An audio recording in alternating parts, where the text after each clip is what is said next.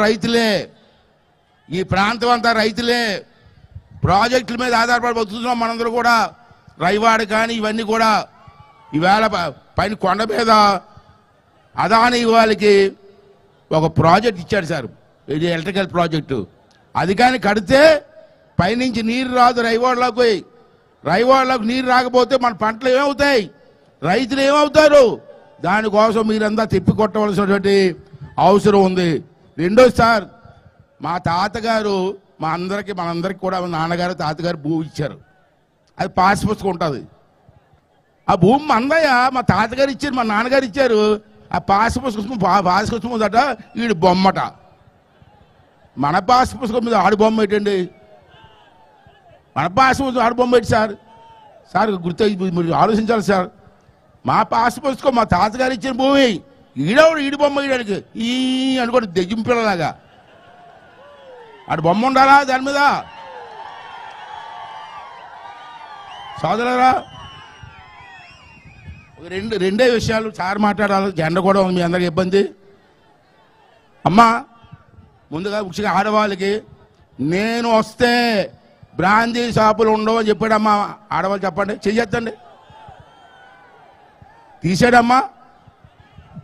తీయకపోగా brandy షాపులు అప్పు తెచ్చాడు. తెలుసా బ్రాందీ షాపులు అప్పు తెచ్చాడో తెలుసా? 8,000 కోట్లు, 8,300 కోట్లు అప్పు తెచ్చాడు బ్రాందీ షాపుల మీద. వడ్డీ ఎంత? 9.62%. ఎన్ని సంవత్సరాలకి? 25 సంవత్సరాలు.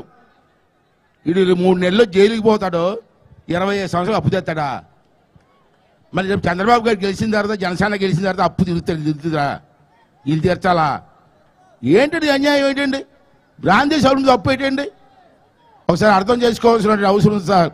రెండోది ఏంటంటే, మీ పొలాల చుట్టూ రాళ్ళు వేస్తారండి, సర్వే రాళ్ళు ఉంటాయి కదా, సర్వే రాళ్ళు చుట్టూను ఉన్నాయా?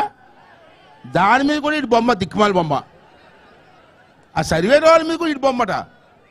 పెద్ద అందగాడు మరి, ఇటు బొమ్మ ఉండాలా? అంటే ఇవన్నీ కూడా ఆలోచన చేయండి.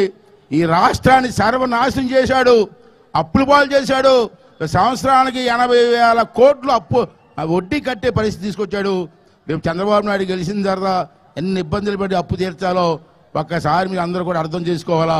ఇటువంటి దుర్మార్గుడికి రాజకీయ సమాధి కట్టాలని చెప్పి ఈ సందర్భంలో మీ అందరికీ మనం చేస్తాను. సోదరులారా, టైం కూడా లేదు. నేను మంచో చెడ్డది కదని మీ అందరికీ నాతో పరిచయం ఉంది. 40 సంవత్సరాలు బట్టి 40 సంవత్సరాలు బట్టి మీ సేవ చేసుకుంటున్నాం. వేదికన్న తెలుగుదేశం అందరూ కూడా మిమ్మల్ని ఒక విషయం అడగాల.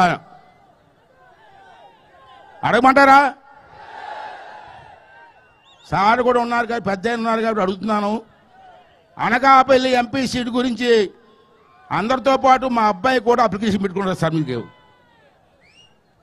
పెట్టుకున్నారు సార్. సార్ దగ్గర అప్లికేషన్ ఉంది, దాన్ని పరిశీలిస్తున్నారు.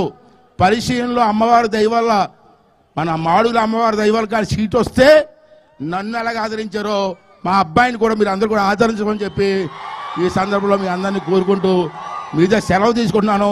థ్యాంక్ యూ వెరీ మచ్ అండి. థ్యాంక్ యూ అండి.